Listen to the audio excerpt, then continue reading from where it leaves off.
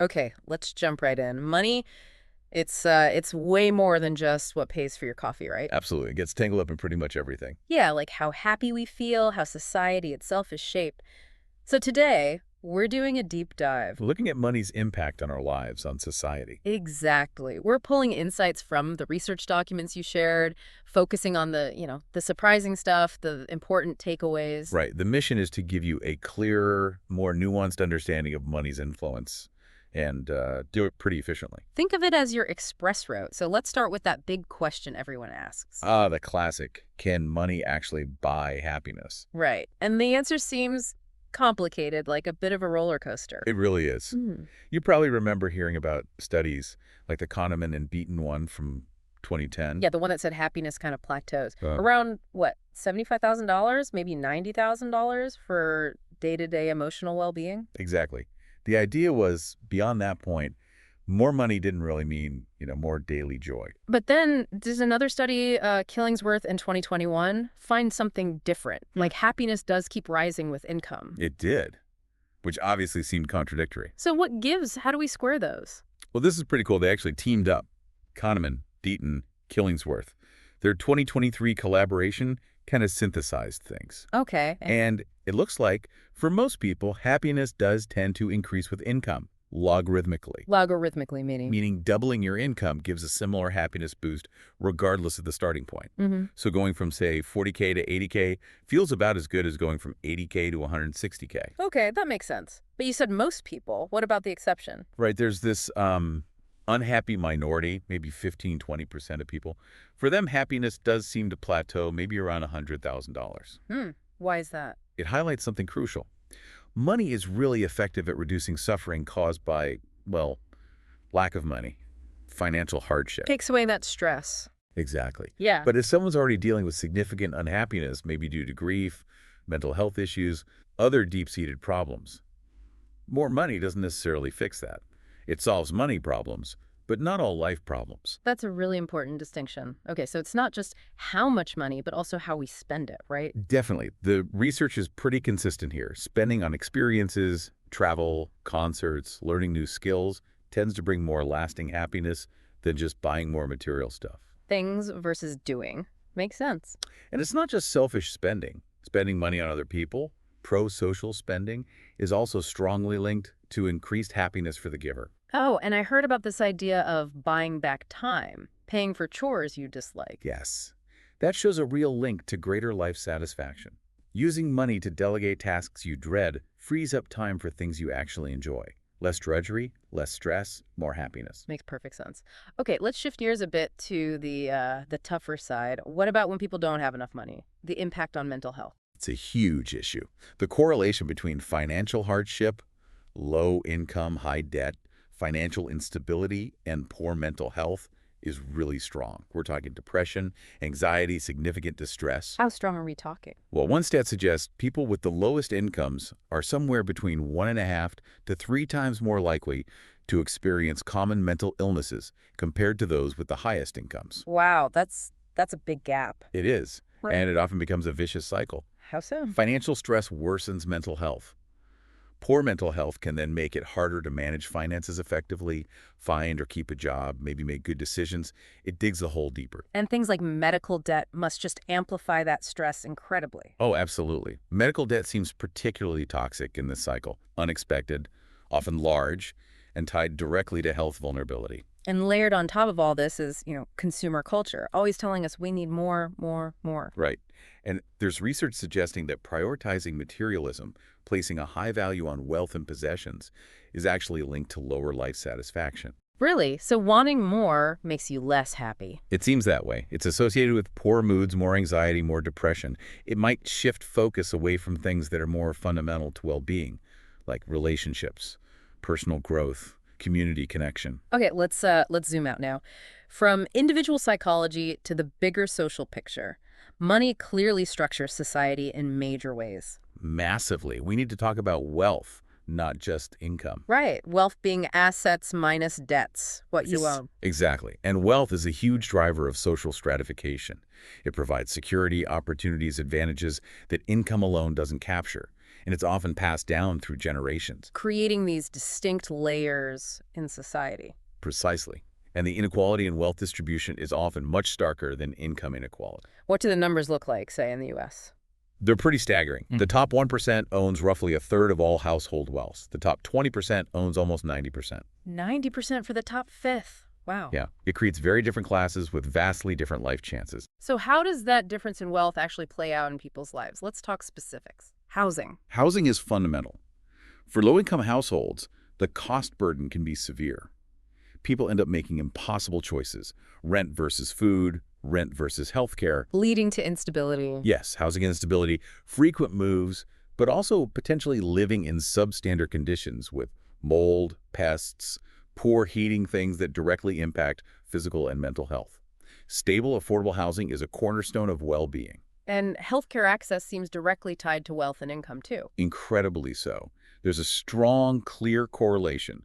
Higher income generally means better health outcomes and longer life expectancy. How big is that gap? In the U.S., the difference in life expectancy between the richest 1% and the poorest 1% is shocking. About 15 years for men, 10 years for women. 15 years. That's enormous. What drives that? It's a mix of factors. Affordability of care, quality of care, living in healthier environments, lower levels of chronic stress, access to preventative services. It all adds up. Okay, what about education? Does money pave the way there, too? It certainly helps. We know higher education levels generally lead to higher earnings and lower unemployment rates. Getting that education. Access is heavily influenced by socioeconomic background. Wealthier families can afford better schools, tutoring, test prep, college tuition without crushing debt, enriching experiences, all giving their kids a significant leg up. This limits social mobility for those starting with less. And you mentioned earlier these disadvantages can start really, really early, like in infancy. Yes, tragically, poverty can impact children's brain development. How? Through things like toxic stress, the chronic background anxiety, but also poor nutrition, exposure to environmental toxins like lead, and lack of cognitive stimulation. All of this can affect brain architecture. Leading to poorer outcomes later. Potentially, yeah. Yeah. Difficulty in school, maybe repeating the cycle of poverty. It's a serious long-term consequence. And we have to acknowledge these economic struggles often intersect with other forms of disadvantage. Absolutely critical point. Systemic discrimination based on race and gender frequently compounds these economic disadvantages, creating additional barriers for many groups. Now, is there a way to, measure this inequality across the whole society? Yeah, the most common measure is the Gini coefficient. Gini coefficient. It gives you a number between 0 and 1. 0 means perfect equality. Everyone has the same income or wealth. 1 means perfect inequality. One person has everything. So higher numbers mean more inequality. Exactly. And you see big variations globally. South Africa often shows a very high Gini, indicating extreme inequality. What about developed nations? The U.S. tends to have a higher Gini coefficient compared to many other wealthy nations, especially the Nordic countries like Norway, which are known for lower levels of inequality. And wealth inequality is usually worse than income inequality. Typically, yes. Wealth accumulates over time and across generations, so the gaps tend to be wider. So this isn't just about fairness. Does broad societal inequality have other consequences, like for everyone's health? Well, there's a debated theory, sometimes called the Wilkinson and Pickett hypothesis, suggesting that societies with higher inequality tend to have worse average population health outcomes, lower life expectancy, for instance. Even for the rich people in that society? Potentially, yes. The proposed reasons are complex. Maybe psychosocial stress from status anxiety, seeing those huge gaps, or maybe an erosion of social cohesion and trust, leading to less support for public goods like healthcare and education that benefit everyone. But that link is still debated. It is. It's complex, hard to prove definitively, lots of factors involved, but it's an important area of research. What about the link between inequality and crime? Is that clearer? That connection seems a bit more established in the research. Many studies find a positive association between higher income inequality and higher crime rates, particularly violent crime. Why would that be? A leading explanation is relative deprivation theory. Relative deprivation. Feeling poor compared to others around you. Exactly. It's not just about absolute poverty, but the perception of unfair gaps. That feeling of being left behind or that the system is rigged can breed resentment and frustration. Which might lead some people to crime. It's likely indirect.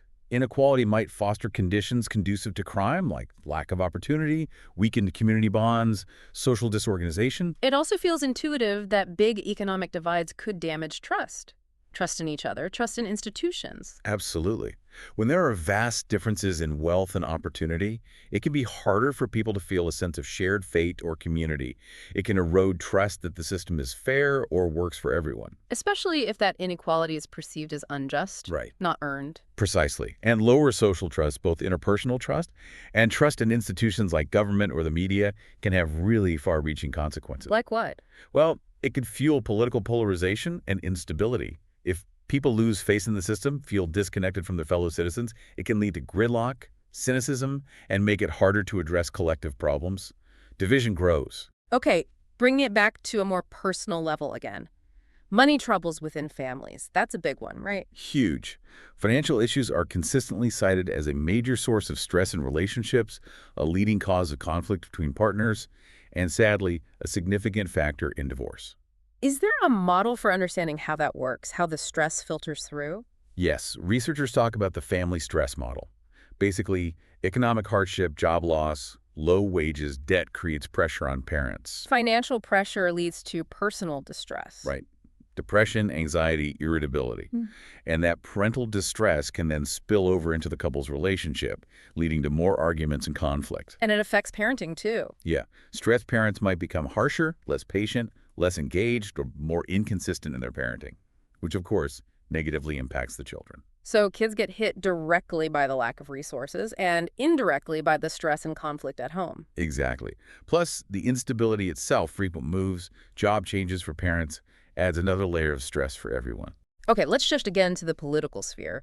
Money in politics. It's unavoidable, it seems. It plays an absolutely essential role in modern campaigns, but it raises some really serious democratic concerns. What kind of things are we talking about in the U.S. context, for example? Well, you have political action committees, Uh. pockets, super PACs spending vast sums, often fueled by corporations, unions, or wealthy individuals. Then there's dark money spending where the original source of the funds isn't disclosed. And of course, lobbying, where money is spent trying to influence lawmakers directly. And haven't court cases really opened the floodgates? Key Supreme Court decisions have been pivotal. Buckley v. Valeo back in the 70s established that, in many ways, spending money on politics is a form of free speech. So limiting spending is like limiting speech. That was the core idea. And then Citizens United in 2010 dramatically changed the landscape by ruling that corporations and unions could spend unlimited amounts of money on independent political expenditures. Leading to a surge in outside money. A huge surge, yeah. Super PACs became major players. And the criticism is pretty clear, right? That this gives wealthy donors and special interests way too much influence. That's the primary concern, that the voices of average citizens get drowned out, that policy gets skewed towards the interests of the wealthy, and that it erodes public trust in government. Does everyone agree it's bad for democracy? It's debated. Some argue that more spending actually increases political competition and information flow. But the dominant concern revolves around unequal influence and potential corruption, or the appearance of it. Are there rules to control it? There are regulations, limits on direct contributions to candidates, disclosure requirements for donors, but their effectiveness is constantly questioned, especially with the rise of independent spending and dark money groups finding ways around the rules. This all seems tied into the broader economic systems we operate under. Definitely. The role of money in politics reflects deeper questions about our economic structure. Capitalism, for example, is lauded for driving innovation and wealth creation. But it inherently tends towards inequality, right? It does, without checks and balances. Socialism, in theory, emphasizes social ownership and aims for more equitable distribution, But faces its own challenges.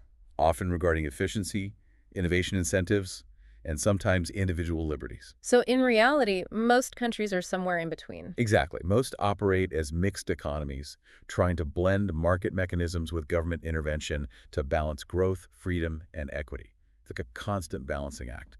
Okay, so given these challenges, especially around inequality, what tools do governments have to try and address it? There's a range of policy tools. Progressive taxation is a big one, where higher earners pay a larger percentage of their income in taxes. Using the tax system to redistribute a bit. Right. And tax credits can target relief to specific groups, like the Earned Income Tax Credit, EITC, in the U.S., which boosts income for low to moderate income working families. And then there are direct support programs. Yes, the social safety net. Things like unemployment insurance, food assistance like SMP, housing aid, disability support like SSI, public pensions or Social Security, these provide a buffer against hardship. What about minimum wage laws? They're another tool aiming to lift wages at the bottom. But there's always ongoing debate about their potential impact on employment levels, whether they might cause businesses to hire fewer people. It sounds like every policy has trade-offs. There's no perfect solution. That's absolutely true. There's almost always a tension between goals like maximizing economic efficiency, ensuring social equity or fairness, and protecting individual liberty. Finding the right balance is the core challenge of economic policy. And underlying all these policy debates are deeper ethical questions about money itself. For sure. Philosophers like George Simmel offered really interesting insights, centuries ago. Like what? Like how money transforms how we value things, making everything quantifiable. How it connects people across vast distances but can also create social distance. How it offers a certain kind of freedom but also makes us more dependent on complex, impersonal systems. And different ethical frameworks have different takes on how wealth should be distributed, right? Exactly. A libertarian perspective would prioritize individual liberty and voluntary exchange, generally viewing forced redistribution through taxes as unjust. Whereas other views might support it. A utilitarian view, aiming for the greatest good for the greatest number, might support redistribution because of the idea of diminishing marginal utility, basically. An extra dollar means more to a poor person than a rich person, so shifting it increases overall happiness. And religious ethics. Many religious traditions emphasize stewardship, the idea that wealth is given by a higher power and should be used responsibly for the common good, with a strong emphasis on caring for the poor and vulnerable. So, wrapping this all up, it really hammers home that money isn't just money. It's not just economics. Not at all. Yeah. It's deeply psychological, profoundly social, intensely political. It shapes our families, our communities, our health, our opportunities. And it reflects our values, what we prioritize as individuals and as a society. It's this pervasive force. It connects us. It divides us. It enables incredible things. And it constrains people in harsh ways. So, the final thought for you, the listener, thinking about all this, how does this deeper understanding of money's multifaceted impact change how you see things? Yeah, maybe consider how understanding these dynamics, the psychology, the inequality, the politics, the ethics, might help us think about building societies that are, not just wealthy, but also more equitable, more trusting, and psychologically healthier for everyone. It definitely gives you a new lens to look through. Thank you for taking this deep dive with us today into money's impact. We hope it's given you some valuable insights to chew on. Absolutely. Think about the implications in your own life, your community. Until next time.